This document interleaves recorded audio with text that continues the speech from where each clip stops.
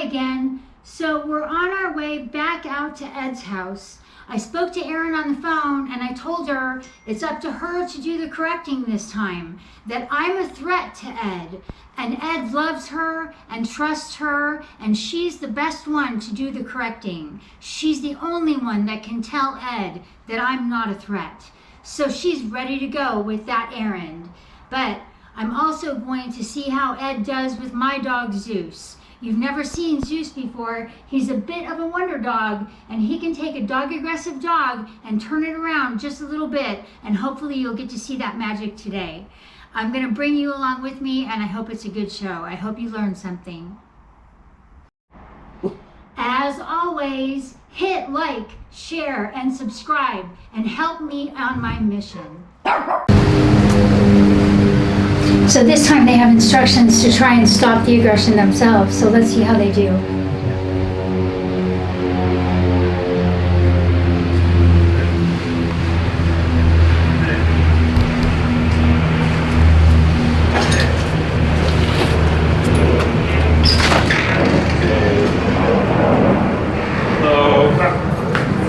It's okay, as long as you're not getting bit.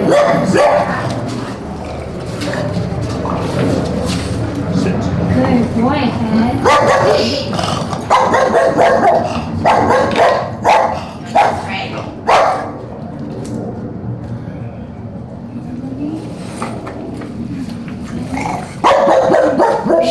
No.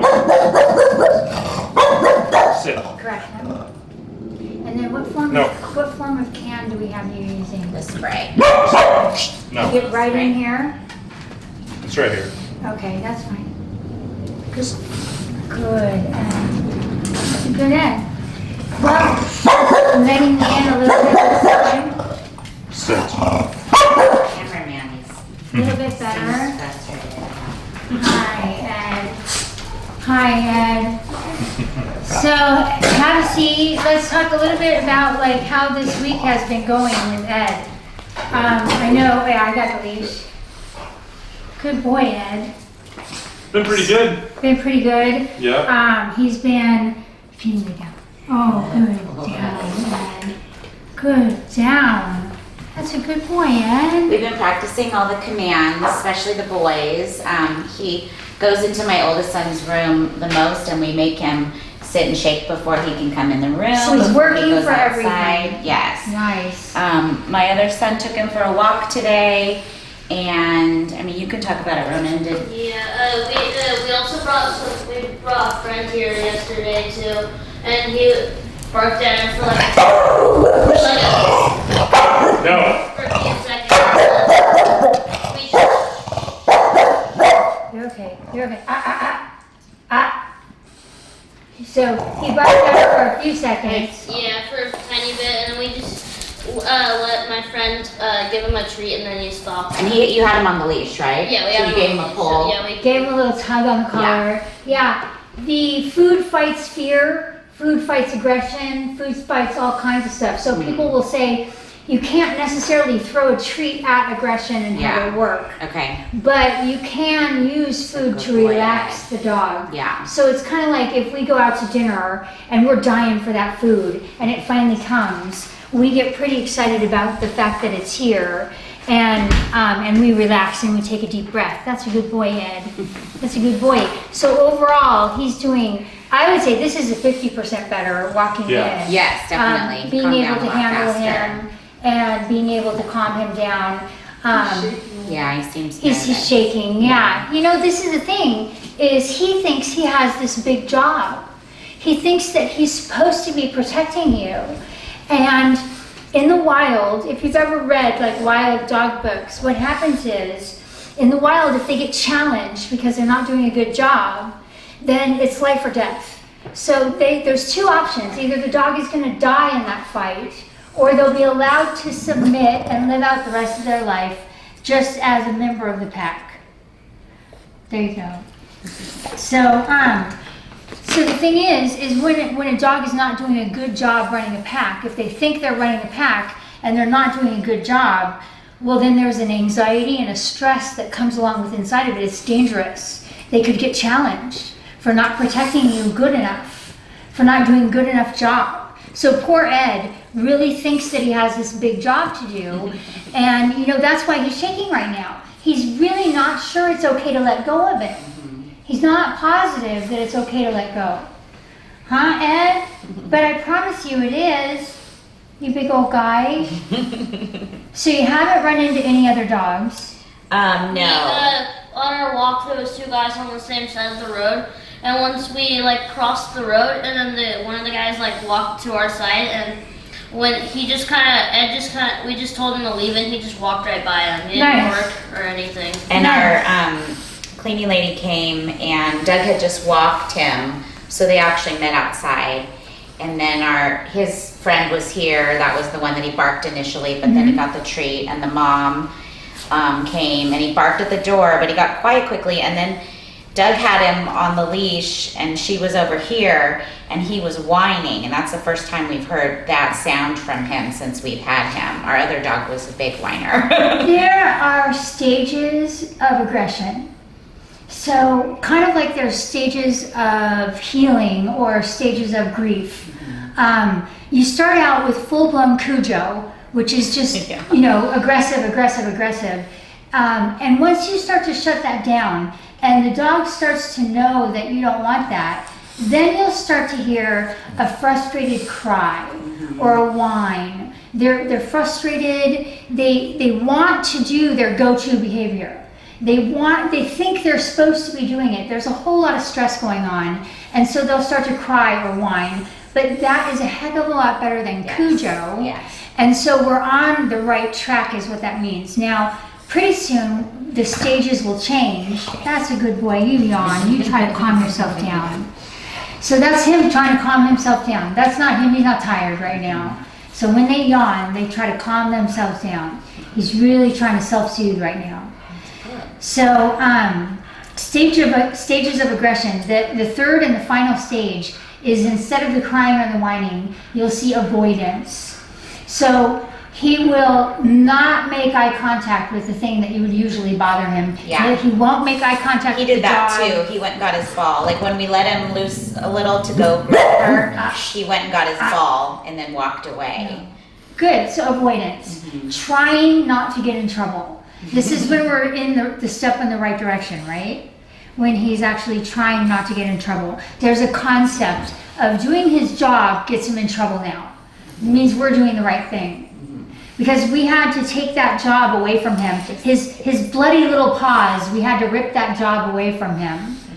And get him to realize that he has a job. His job is really just to cooperate with us. You know, that's why when we ask him to sit or when we ask him to lay down, we're asking him to cooperate with us.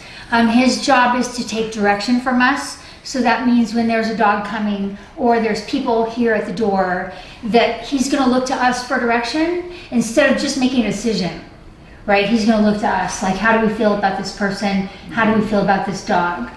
And thirdly, his job is to trust us and to have some faith in us, that no matter what, the sky could fall and we would jump on top of Ed and he would be just fine and he doesn't have a care in the world.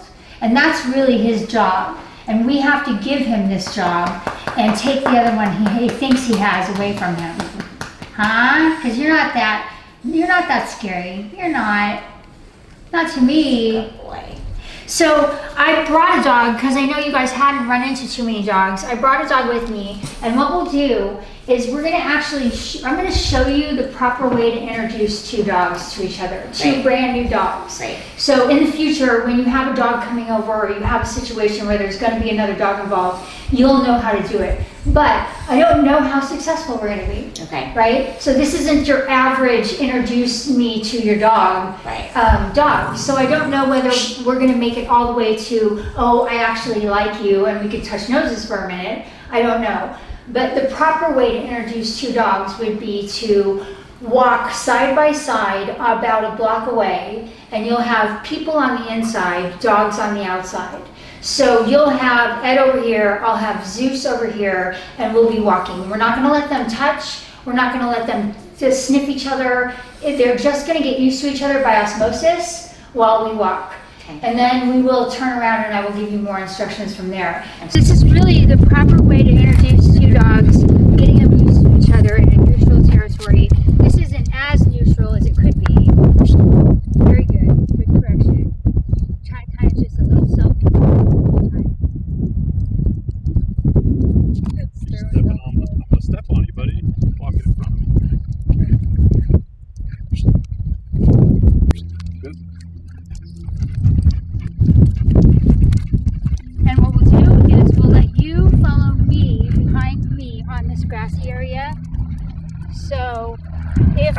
my dog does go to the bathroom, your dog will smell it. Ah. You're supposed to wait until now. Ah. Hey, potty. That's full. Potty. That's all right. So he's going right behind us. Ah. And you can come up behind us. Okay. Hey, potty. Now he's gonna smell it. Yep. Sort of. Ah.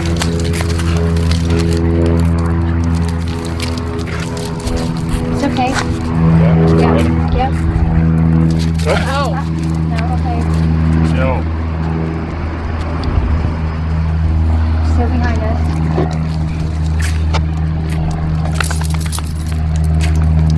Alright. Come on out here. Dogs on the outside, people on the end.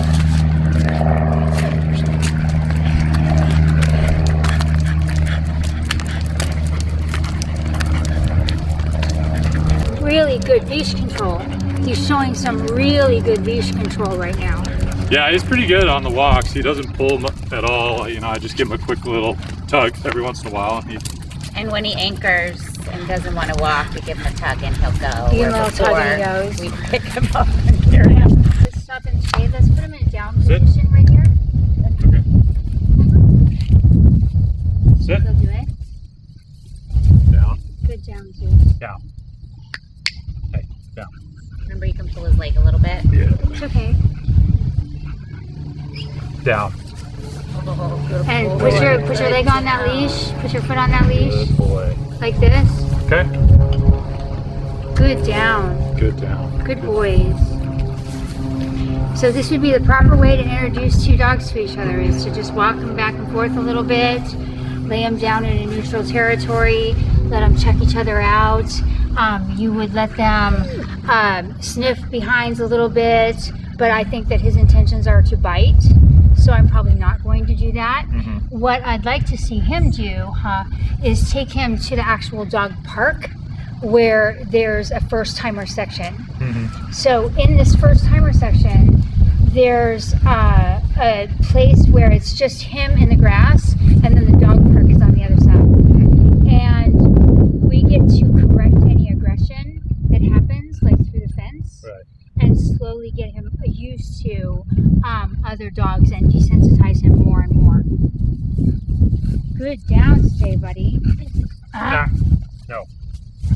Down. Good stay.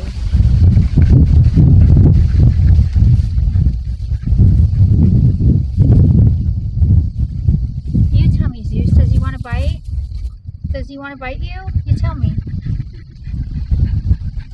His ears seem very alert. Like he's in high What's alert the mode. vibe, my friend? Okay, let him up. What's the vibe? What's the vibe? Next cheese. Sit.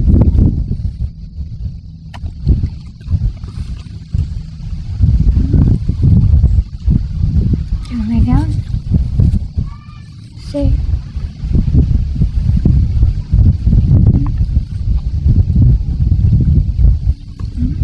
I don't think he's too far gone. Like, you know what? If we had these two, like maybe in a backyard, maybe where.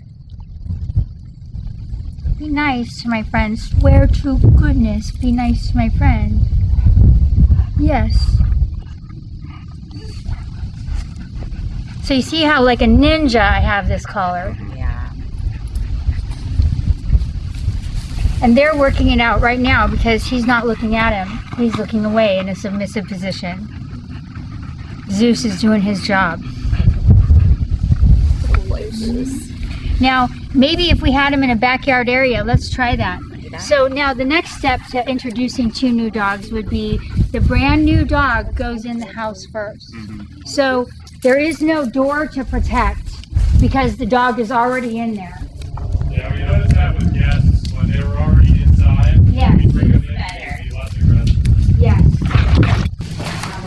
Sit. Sit. Sit. Hey. Nope. All right, let's go. Hey, Zeus, you just did that. Come on. Hi, Ed. Ed, that's my friend. Hey. Unwrinkle your forehead a little bit.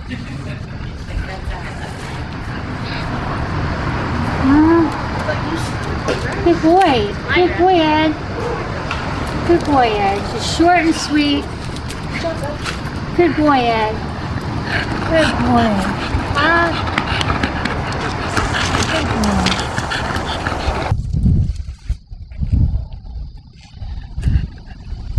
Good boy, Zeus. Good boy. Good boy. My goodness. Just a little sniffle do. So you bring them, in the neutral territory. You have the new dog come in first. You have this dog come in second. Not all dogs are going to be as smart as him as protecting themselves. Yeah. So you have them both on leash all the time, and you keep their interactions short and sweet, real short and sweet, never letting it get tense. But very importantly, the loose leash. So the illusion that there's nothing wrong, right? But on the inside, like a ninja, right? So you'll see me even out there when I'm holding the collar, it's loose. But I'm ready. At any moment, I'm ready. But the loose leash doesn't bring a threat through the leash. They feel our threats. Yeah. And they feel all of our emotions through the leash. Zeus, no. Yeah, so I don't think we're going to get any further with the dogs today, except for short, sweet interactions. Huh? And I'm not sure that you're ever going to have a dog park dog. That wasn't, So most importantly is this downstay. It is the most submissive thing we could ask a dog to do. And it's always good to take a piece of shade right here.